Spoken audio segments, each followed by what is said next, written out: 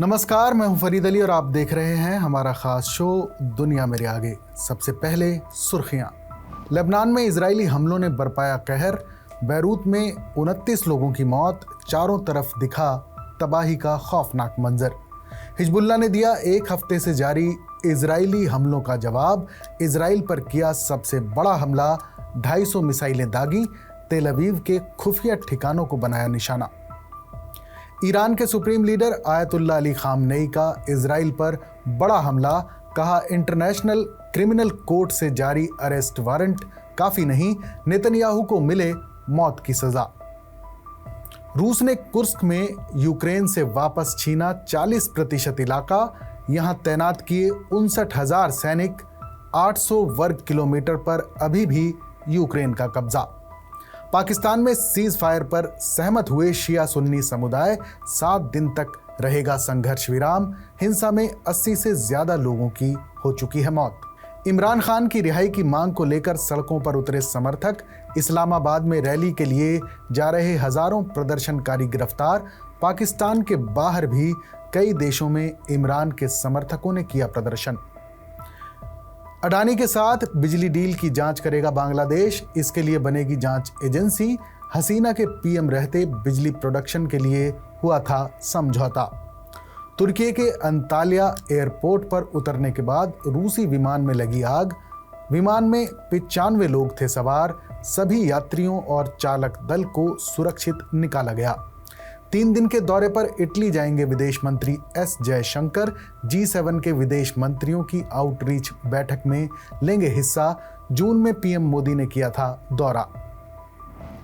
और अब आज की बड़ी खबर, जेल में बंद पूर्व प्रधानमंत्री इमरान खान की तरफ से गुलामी की बेड़ियां तोड़ देने का ऐलान करने के बाद हड़कंप मच गया है। अपने पार्टी कार्यकर्ताओं को इमरान खान के संदेश के बाद शहबाज शरीफ सरकार ने इस्लामाबाद में सुरक्षा चाक चौबंद कर दी है। इमरान खान की रिहाई के लिए लोग सड़कों पर उतर आए हैं। इमरान खान की पार्टी PTI यानी पाकिस्तान तहरीक-ए-इंसाफ के कार्यकर्ताओं ने रविवार को पूरे देश में विरोध प्रदर्शन किया। PTI कार्यकर्ता इस्लामाबाद मार्च पर अड़े रहे। इस दौरान पुलिस अधिकारियों के साथ उनकी हिंसक झड़प भी हुई। रविवार 24 नवंबर को इमरान खान की अपील पर यह प्रदर्शन शुरू हुआ था, जिसे फाइनल कॉल नाम दिया गया है। सोमवार को फिर से प्रोटेस्ट कर रहे प्रदर्शनकारियों का काफिला राजधानी इस्लामाबाद की तरफ बढ़ा। खबर है कि इस प्रदर्शन को रोकने के लिए पुलिस ने अब तक 4000 से ज्यादा इमरान समर्थकों को गिरफ्तार कर लिया है। इनमें 5 सांसद भी शामिल हैं। मौजूदा तनाव और हालात को देखते हुए इस्लामाबाद प्रशासन ने सोमवार को राजधानी में सभी स्कूल कॉलेजों को बंद करने का फैसला किया। पाकिस्तान के अलग अलग शहरों से PTI कार्यकर्ता और इमरान खान के समर्थक राजधानी इस्लामाबाद पहुंचे हैं। इमरान खान की बीवी बुशरा और खैबर पख्तूनवा के मुख्यमंत्री अली अमीन गंडापुर के नेतृत्व में ये प्रदर्शन हो रहा है। बुशरा ने संकेत दिया है कि इमरान खान की रिहाई होने तक ये प्रदर्शन जारी रहेगा। बताया जा रहा है कि प्रदर्शन के दौरान उनकी CM अली अमीन के साथ कहासुनी भी हुई है। पाकिस्तानी मीडिया के मुताबिक इमरान खान की पत्नी बुशरा ने कहा कि इमरान खान को वापस लोगों के बीच लाने के लिए ये मार्च जरूरी है। पाकिस्तान तहरीक-ए-इंसाफ के काफिले में बुशरा बीबी खुद भी शामिल हुई हैं। उन्होंने पार्टी कार्यकर्ताओं से कहा कि इमरान खान को वापस लिए बगैर नहीं लौटेंगे। खैबर पख्तूनवा के मुख्यमंत्री अली अमीन गंडापुर भी काफिले का नेतृत्व कर रहे थे। इसी दौरान अली अमीन और बुशरा बीबी की आपस में बहस हुई। दरअसल बुशरा बीबी जब समर्थकों के काफिले के साथ पंजाब की तरफ बढ़ रही थी तो गाजी ब्रिज पर उन्होंने माइक्रोफोन से समर्थकों से जल्दी बढ़ने की अपील की। उन्होंने कहा कि इस तरह कीमती समय बर्बाद हो रहा है। तो वहीं अली अमीन गंडापुर ने समर्थकों को आगे के रास्ते का हवाला देते हुए आराम करने की सलाह दी थी। दूसरी तरफ बुशरा बीवी ने कहा कि हम इमरान खान को वापस लेने आए हैं, इसलिए देर नहीं कर सकते। इमरान खान की रिहाई से पहले वापस नहीं लौटेंगे। इस तरह विरोध प्रदर्शन के दौरान इमरान खान की पार्टी PTI के अंदर के मतभेद भी खुलकर सामने आ गए हैं। इस दौरान बुशरा बीबी और खैबर पख्तूनवा के मुख्यमंत्री अली अमीन गंडापुर के बीच तीखी नोक झोंक हुई है। एक्सप्रेस न्यूज़ की एक रिपोर्ट के मुताबिक बुशरा बीबी ने जब पेशावर से मार्च का नेतृत्व करने का इरादा जताया तो अली अमीन गंडापुर ने ये कहते हुए असहमति जताई कि बुशरा बीबी की यहाँ की राजनीति में कोई भागीदारी नहीं है। बहस के बाद बुशरा बीबी अपनी कार में बैठी रहीं और गंडापुर वहां से चले गए। इमरान खान की गिरफ्तारी और उनकी रिहाई की मांग को लेकर पाकिस्तान में राजनीतिक उथल पुथल तेज हो रही है। माना जा रहा है कि बुशरा बीबी की सक्रिय भागीदारी ने इस आंदोलन को और मजबूत तो किया है, लेकिन उनके सक्रिय होने से पार्टी में मतभेद भी सामने आ रहे हैं।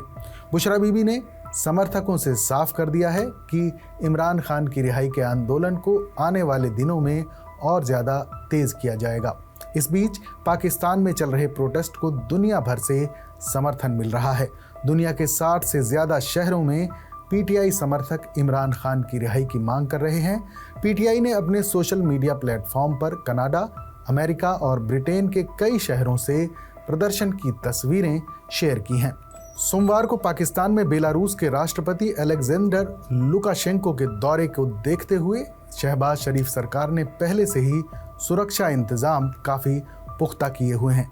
राजधानी इस्लामाबाद आने वाली तमाम बड़ी सड़कों को कंटेनर के जरिए 23 नवंबर को ही बंद कर दिया गया था। हजारों पुलिसकर्मियों को तैनात किया गया है। कई इलाकों में मोबाइल और इंटरनेट सेवाएं भी सस्पेंड कर दी गई हैं। इमरान खान की पार्टी पीटीआई और उनके समर्थक 3 मांगों को लेकर प्रदर्शन कर रहे हैं। पहली मांग है कि इमरान खान और जेल में बंद बाकी पीटीआई कार्यकर्ताओं की जल्द रिहाई की जाए। इसके अलावा 2024 में हुए चुनावों के नतीजों को मानना और पाकिस्तानी संसद में पास किए गए अदालतों की ताकत को कम करने वाले 26वें संविधान संशोधन एक्ट को वापस लिया जाए। इमरान खान ने खुद इस विरोध प्रदर्शन के लिए अपील की थी। उन्होंने पीटीआई कार्यकर्ताओं से 24 नवंबर को विरोध प्रदर्शन में शामिल होने या पार्टी छोड़ने के लिए कहा था। इमरान ने इस प्रदर्शन को फाइनल कॉल नाम दिया था।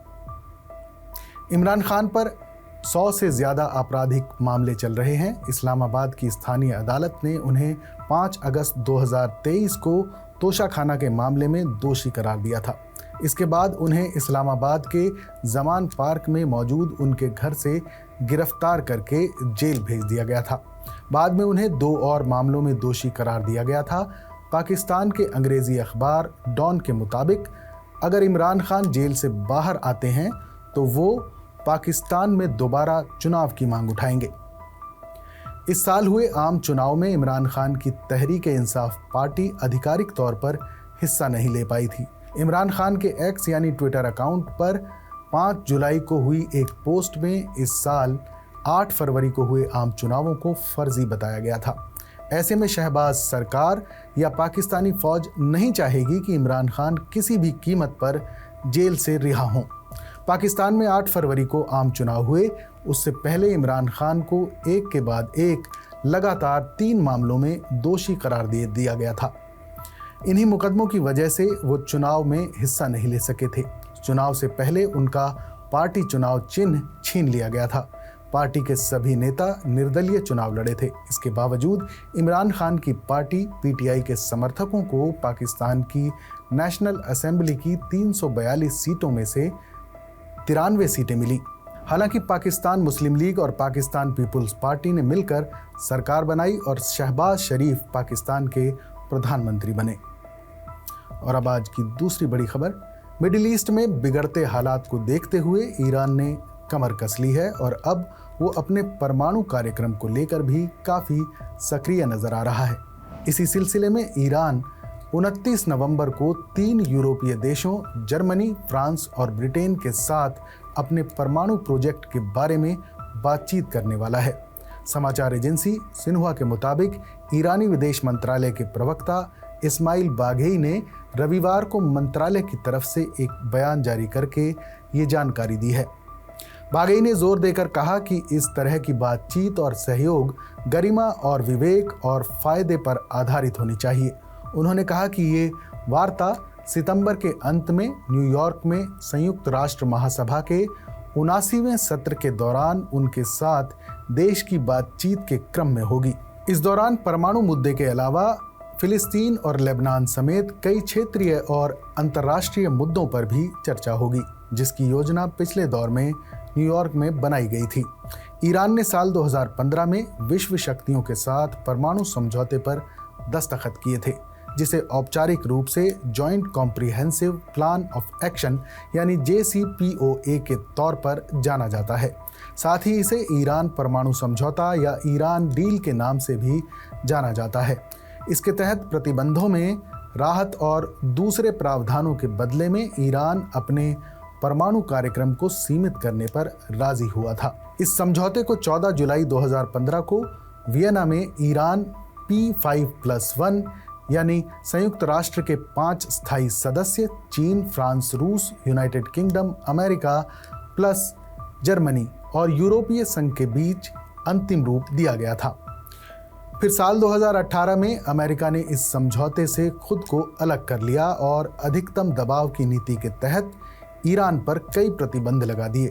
ये प्रतिबंध ईरान के साथ व्यापार करने वाले सभी देशों और कंपनियों पर भी लागू हुए और तेहरान को अंतर्राष्ट्रीय वित्तीय प्रणाली से अलग कर दिया गया, जिससे परमाणु समझौते के आर्थिक प्रावधान जीरो हो गए। JCPOA को फिर से लागू करने के लिए अप्रैल 2021 में ऑस्ट्रिया के वियना में बातचीत शुरू हुई, लेकिन कई राउंड की बातचीत के बावजूद अगस्त 2022 में अंतिम दौर की वार्ता के बाद से कोई अहम कामयाबी हासिल नहीं हो पाई है। गुरुवार को अंतर्राष्ट्रीय परमाणु ऊर्जा एजेंसी यानी IAEA के बोर्ड ऑफ गवर्नर्स ने ईरान के खिलाफ एक प्रस्ताव पारित किया, जिसमें तेहरान की एजेंसी के साथ तत्काल सहयोग बेहतर करने का आदेश दिया गया।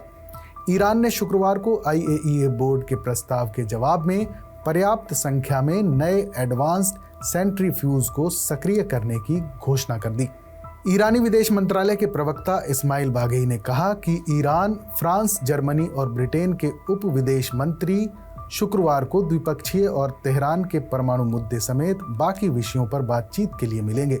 समाचार एजेंसी सिन्हुआ की रिपोर्ट के मुताबिक उन्होंने रविवार को मंत्रालय द्वारा जारी एक बयान में ये टिप्पणी की थी, जिसमें उन्होंने बाकी देशों के साथ बातचीत और सहयोग पर आधारित ईरान की सैद्धांतिक नीति की तरफ इशारा किया था। इस बीच ईरान के supreme leader Ayatollah Ali Khamenei ने सोमवार को IRGC की बासिज फोर्स को संबोधित किया। उन्होंने गजा और लेबनान में जारी इजरायली हमले का जिक्र करते हुए नेतन्याहू पर बड़ा हमला बोला। खामनेई ने बेंजामिन नेतन्याहू के खिलाफ इंटरनेशनल क्रिमिनल कोर्ट से जारी अरेस्ट वारंट का जिक्र करते हुए उसे नाकाफी बताया और कहा कि गजा और लेबनान में जारी युद्ध अपराध के लिए नेतन्याहू को डेथ पेनल्टी यानी मौत की सजा मिलनी चाहिए। Supreme leader Ayatollah Ali Khamenei की सेहत को लेकर बीते कुछ हफ्तों से कई अटकलें लगाई जा रही थी, लेकिन सोमवार को तेहरान में आयोजित बासिज वीक के दौरान उन्होंने देश भर के बासिज फोर्स के सदस्यों से मुलाकात की और उन्हें संबोधित किया। उन्होंने कहा कि यहूदी प्रशासन ने गजा और लेबनान में जो कुछ किया है वो उनकी जीत नहीं है बल्कि युद्ध अपराध है। इजरायली प्रधानमंत्री के लिए गिरफ्तारी वारंट काफ़ी नहीं है। भविष्य में ईरान की रेजिस्टेंस फोर्स का और विस्तार किया जाएगा। खामनेई ने आगे कहा कि बासिज के पास हौसला, तेज़ी से काम करने की ताकत और बड़ा विज़न है। ये अपने दुश्मनों को पहचानते हैं और चौकन्ने रहते हैं। उन्होंने कहा कि हमें मजबूत इरादे और फैसले की ताकत को नज़रअंदाज नहीं करना चाहिए, बल्कि इसकी सराहना करनी चाहिए और मजबूती प्रदान करनी चाहिए। उन्होंने बासिज फोर्स का हौसला बढ़ाते हुए कहा कि बासिज के अपने लक्ष्य और कारण हैं, वो मौत से भी नहीं डरते हैं। बासिज फोर्स ईरान के इस्लामिक रेवोल्यूशनरी गार्ड कॉर्प्स यानी IRGC का हिस्सा है। ये ईरान में धार्मिक, राजनीतिक और आर्थिक मोर्चे पर लड़ने वाली एक वॉलंटियर फोर्स है। कई मीडिया रिपोर्ट्स के मुताबिक बासिज फोर्स में तकरीबन 90,000 सैनिक शामिल हैं, जिनमें पुरुष और महिलाएं दोनों काम करते हैं।